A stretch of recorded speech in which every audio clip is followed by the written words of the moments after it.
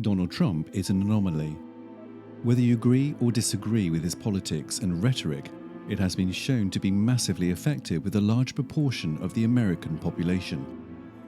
But how is it that a man with no past political experience has in fact become the Republican nominee for the American presidency?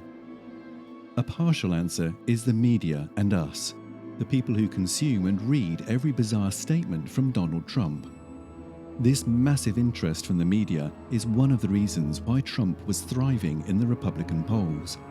The real estate tycoon has been massively successful in gaining what is called earned media or free media, which is media coverage that is gained through promotional efforts other than advertising. In February 2016, during his presidential campaign, Trump earned about $400 million worth of free media attention, about what John McCain spent on his entire 2008 presidential campaign. Even before Trump launched his presidential campaign, he got massive media attention, where he was invited to political broadcast shows such as CBS's Face the Nation and NBC's Meet the Press, and other similar shows. In 2015, from June 14 to July 12, Trump received more coverage than the combined total of the then three GOP candidates' favourites, Jeb Bush, Scott Walker, and Marco Rubio.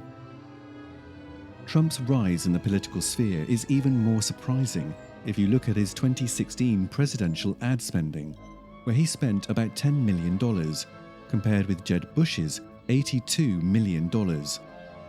Historically, the candidates who spend the most amount of money on their presidential campaigns are the most successful ones.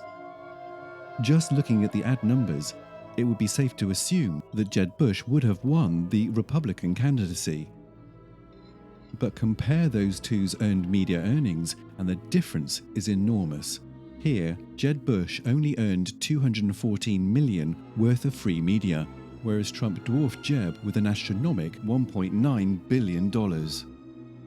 But why is Trump on almost every media headline, when he barely speaks anything of political relevance? The answer? Increased TV ratings and clicks. When Trump speaks or tweets something outlandish, the media is eager to write about it in order to get their business flowing. Due to descending ad revenue and fewer people who buy newspapers, the media is now more than ever in need of increased sales, which has resulted in lower quality, in-depth journalism. We simply can't get enough of Donald Trump.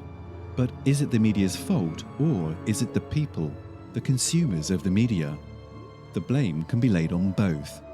It's hard to fault the media for trying to make a living, and you can't dictate the consumer's reading behavior. But the fact of the matter is that the media hasn't been good enough to cover all the political candidates, and been too keen on reporting on Trump's campaign.